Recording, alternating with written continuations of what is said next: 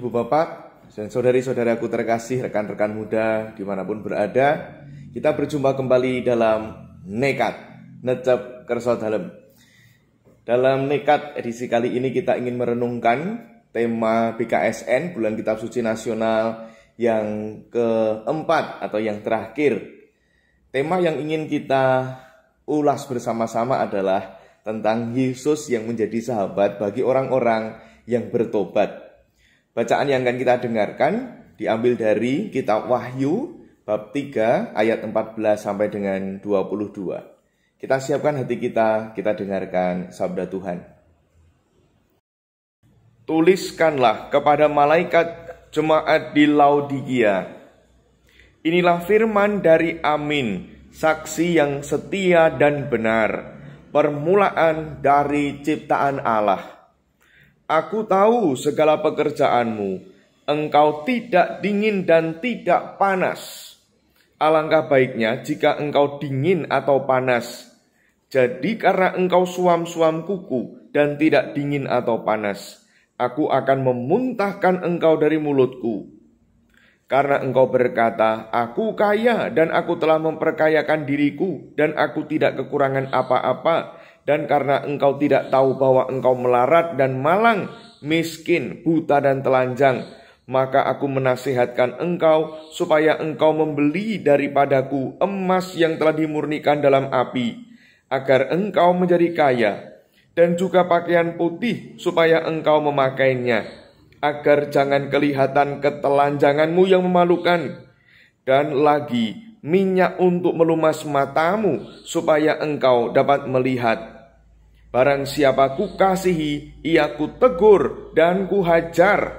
Sebab itu relakanlah hatimu dan bertobatlah.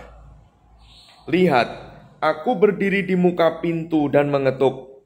Jikalau ada orang yang mendengar suaraku dan membukakan pintu, aku akan masuk mendapatkannya, dan aku makan bersama-sama dengan dia, dan ia bersama-sama dengan aku. Barang siapa menang, ia akan kududukkan bersama-sama dengan aku di atas tahtaku, sebagaimana aku pun telah menang dan duduk bersama-sama dengan Bapakku di atas takhtanya. Siapa bertelinga, hendaklah ia mendengarkan apa yang dikatakan Roh kepada jemaat-jemaat. Demikianlah sabda Tuhan. Ibu bapak, saudari-saudaraku yang terkasih, rekan-rekan muda semua, seringkali di dalam kehidupan kita mengalami berbagai macam peristiwa hidup atau pengalaman hidup yang membuat diri kita menjadi orang-orang yang seperti disebutkan di dalam bacaan yang baru saja kita dengarkan, orang-orang yang suam-suam kuku, terutama di dalam kehidupan beriman. Suam-suam kuku tahu ya, suam-suam kuku itu panas tidak, dingin juga tidak. Menggambarkan kehidupan beriman yang rasa-rasanya lalu tidak begitu yakin pada Tuhan. Tidak begitu yakin bahwa Tuhan selalu menemani, Tuhan hadir bagi kita. Tidak heran karena kita seringkali mengalami hal-hal yang kurang mengenakan, hal-hal yang mungkin buruk, tidak sesuai dengan harapan, dan sebagainya. Seringkali itu juga membawa kita pada perasaan bahwa Tuhan itu meninggalkan kita, Tuhan tidak setia, Tuhan gak fair, dan sebagainya. Kalau kita mau melihat lebih dalam dan belajar dari bacaan yang baru saja kita dengarkan tadi dari kitab Wahyu bab 3 ayat 14 sampai dengan 22 yang menceritakan tentang jemaat di Laodikia yang diajak untuk bertobat, kita bisa melihat bahwa perasaan-perasaan itu semua bisa saja muncul karena kita terlalu mengandalkan kemampuan kita sendiri. Kita mengandalkan diri kita sendiri, seolah-olah kita ini memiliki kekuatan yang tidak ada batasnya. Kita terlalu mengandalkan kekuatan diri kita sendiri dan lupa bahwa semua yang ada pada diri kita ini adalah anugerah Tuhan. Tuhan yang menciptakan hidup kita. Kita sering kali lupa maka kita lalu mengandalkan diri kita sendiri. Ya tidak heran kalau lalu kita mengandalkan diri kita sendiri, ya akhirnya kita merasa lelah, kita merasa putus asa, kita lalu merasa capek akan semua hal, terutama ketika kita mengalami yang tadi itu, hal-hal yang tidak kita kehendaki. Dari renungan BKSN, Bulan Kitab Suci Nasional, renungan yang pertama sampai renungan yang ketiga, kita diajak untuk menilik kembali atau melihat kembali pengalaman-pengalaman hidup yang tidak mengenakkan. Kita diajak untuk melihat ketika kita menjadi orang-orang yang putus asa.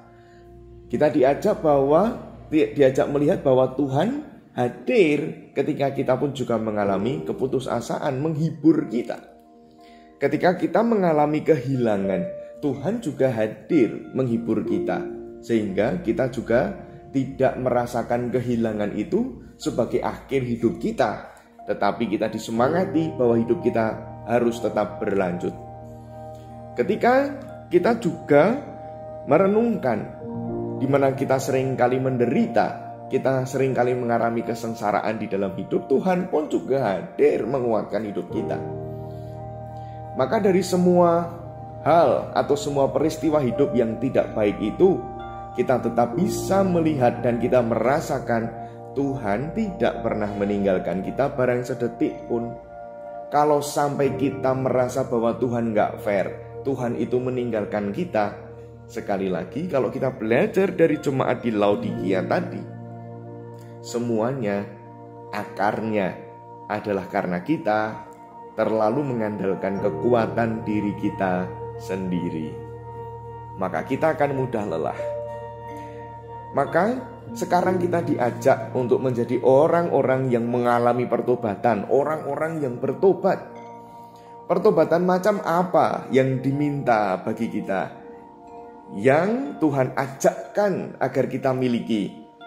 Pertobatan itu tidak lain adalah pertobatan untuk semakin meyakini bahwa Tuhan itu Maha Kasih bagi kita.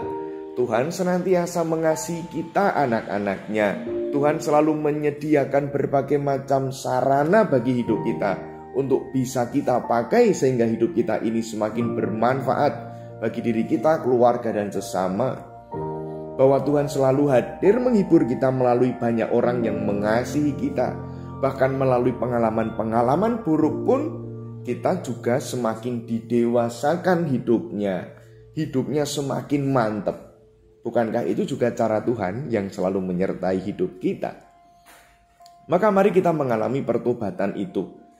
Kita menuju pada pertobatan yang dikehendaki Tuhan untuk semakin meyakini Tuhan sebagai amin.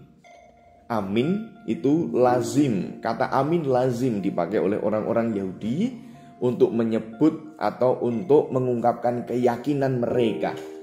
Keyakinan akan Allah yang memang ada dan selalu hadir. Keyakinan bahwa Allah bisa diandalkan, satu-satunya yang bisa diandalkan dalam hidup.